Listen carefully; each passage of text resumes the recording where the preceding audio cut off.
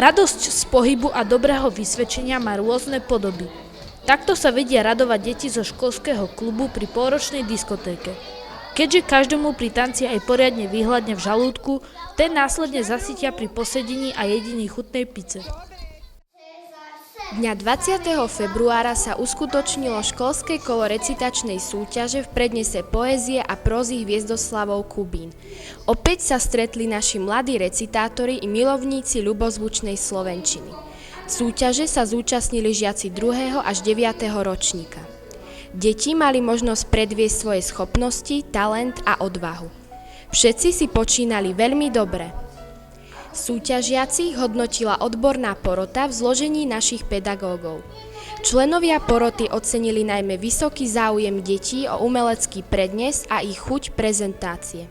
Našu školu budú v okresnom kole reprezentovať žiaci Majko Sládek a Sarka Mrňaková z 3. B, šiestak a dve šiestačky Ema Frolová, Silvia Kľúčková a Davidko Lachman, a deviatačky Petra Belešová, Radka Kandriková a Ema Ponechalová.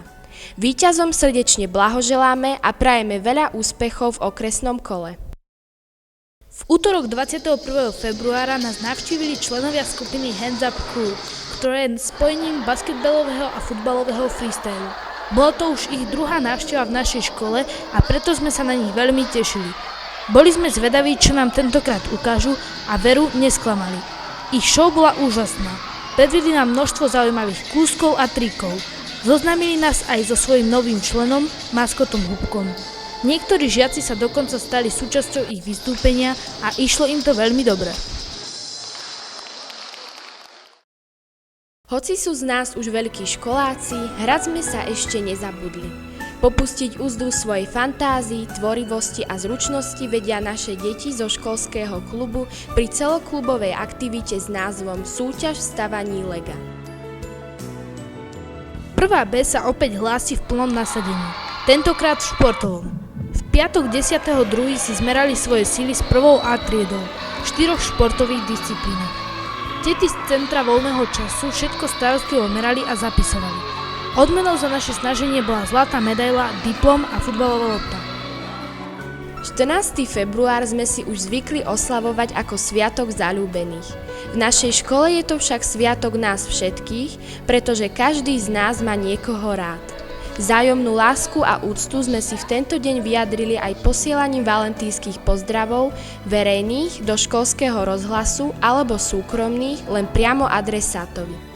Vašej pozornosti iste neušli srdiečkami vyzdobené valentínske poštárky, ktoré určite nezabudli doručiť ani jeden z pozdravov. Ďakujeme všetkým, ktorí sa zapojili. Fašiangy sú každoročne časom zábavy. Nie je tomu inak ani na našej škole.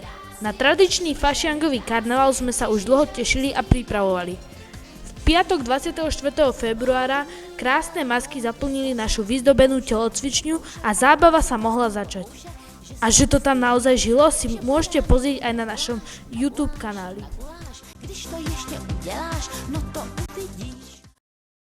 Počas prázdnin sa naša škola premenila na jarné táborisko.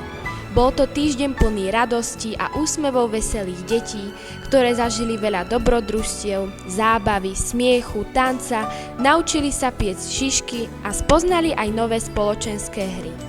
Radosť z dobre stráveného času a zmysluplnej činnosti mali nielen naši žiaci, ale aj učitelia. Už teraz sa preto tešíme na budúci rok, keď sa bude jarný tábor na Sulkove konať opäť.